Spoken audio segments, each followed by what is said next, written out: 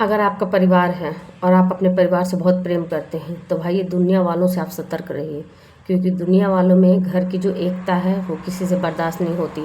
वो बस लग जाते हैं कि इनके घर में क्या है, क्या हो रहा है। बस वो लग जाते हैं कि कौन ऐसा मिले कि मुझे इनके घर में एंट्री मिले, मैं इनके घर में घुसूँ और फिर मैं इनके घर को तोड़ना, तबाह करना शुरू कर दूँ। तो भाई ऐसा मत कीजिएगा। अगर आप किसी के पास बैठते हैं, उठते हैं, तो आप वहीं तक बातचीत कीजिए जहाँ तक इंसान सुनना पसंद करना चाह रहा हो, लेकिन आप वहीं से वापस अपनी बात में रुक जाइए। क्योंकि आप जितना बातचीत दूसरों के बारे में करेंगे, अपने घर के फैसलों के बारे में करेंगे, बात अगला के पकड़ते पकड़ते पकड़ते फिर आपके घर तक मैटर आ जाएगा। आपके घर तक लोग वहाँ फिर बैठ के शुरू कर देंगे बात बनाना, कहना सुनना कि तुम्हारे घर में ऐसा है वैसा है, दुनियादारी की बातें होने लगेंगी, तुम्हारे घर के लोग ऐसे हैं। फिर उसी में से पकड़े जाएंगे तुम्हारे घर में जो औरतें हैं या फिर कोई बच्चे हैं या फिर कोई जेंट्स है, तो उन लोग से लोग बातें बनाना, बातें कहना शुरू कर देंगे और यहीं से घर टूटना, घर बर्बाद होना चालू हो जाएगा। तो भाई मेरी यही रिक्वेस्ट है आप सभी से कि अगर किसी के पास आप बैठते हैं तो अपने घर का जिक्र बिल्कुल मत कीजिए, क्योंकि अच्छा चाहे बुरा घर के लोग हैं तो आप ही को बर्दाश्त करना है, दूसरा को नहीं करना है। क्योंकि अगर आपका परिवार है और उसमें कुछ तकलीफ़ हो रही है तो आपको सॉल्व करना है, दूसरा कोई नहीं आएगा सॉल्व करने। अगर दूसरा कोई आपके घर में सॉल्व करने जिस दिन आ गया ना, तो उस दिन आपका घर बर्बाद हो जाएगा। क्योंकि लोग यही चाहेंगे कि इनके घर में शांति ना रहे, शांति हमेशा के लिए भंग रहे। तो भाई ऐसा क्यों करना। अगर हम अपने परिवार को अपने तरीके से चला रहे हैं तो फिर दूसरे की राय सलाह में क्यों हम पड़ें, क्यों हम दूसरे की राय सलाह लें।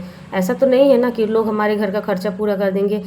आपके घर में अगर किसी दिन कुछ नहीं रहा तो वो लोग दया करके देंगे कि हम इन पर दया कर रहे हैं और आप में पूरा प्रभाव पड़ेगा कि हमारे ऊपर उन्होंने दया किया, हमको बुरे वक्त में उन्होंने साथ दिया। तो वो सिर्फ आपके बुरे वक्त का इंतज़ार कर रहे थे, आपको साथ नहीं दे रहे थे, आपके बुरे वक्त का वो इंतज़ार कर रहे थे कब इनके पर ऐसा हो कि हम कुछ करें, कि कल का हमें कहने का मौका मिले। और पूरा वो आपसे वही बात कहेंगे, दोहराएंगे जो आपने कभी उनसे कहा था। वो मज़ा लेंगे, कहेंगे कि तुम्हारे समय में तो हमने ऐसा किया वैसा किया।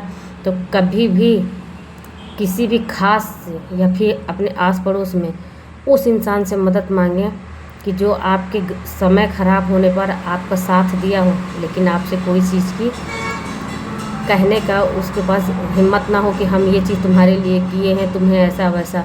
क्योंकि असली इंसान वही है जो साथ देता है, कि जो कभी किसी को कुछ कहता नहीं है। तो इसीलिए कहते हैं साथ भी उसी का दें जो उस लायक हो, और साथ भी उसी से मांगें जो कभी उस दौर से गुजरा हो। क्योंकि जो इंसान इस दौर से कभी नहीं गुजरा वो ज़रूरी नहीं है कि आपका वो मदद करेगा आपके अच्छाई के लिए, नहीं, वो आपकी अच्छाई के लिए कभी आपको मदद नहीं करेगा। क्योंकि उसको तो आपका घर बर्बाद करना है, आपके घर में जो शांति है ना। क्योंकि बहुत लोग ऐसे हैं दुनिया संसार में कि किसी भी हाल में अपना परिवार मुट्ठी में लेकर कमा रहे हैं, खा रहे हैं और खुशी हाल ही उनका परिवार है। तो भाई सावधान रहें, ऐसे लोगों से सतर्क रहें। क्योंकि जब मकड़ी जाल बुनती है ना, तो ज़रूरी नहीं कि मकड़ी ही उस जाल में हो, जो जाल को पकड़ने जाता है तो उसके हाथ में भी जाल का फंदा कुछ आता है। तो मैं यही कहना चाहूँगी कि हमेशा किसी की भी कोई बात हो तो उसको जांचें परखें, तभी उस बात का फ़ैसला करें। राधे राधे।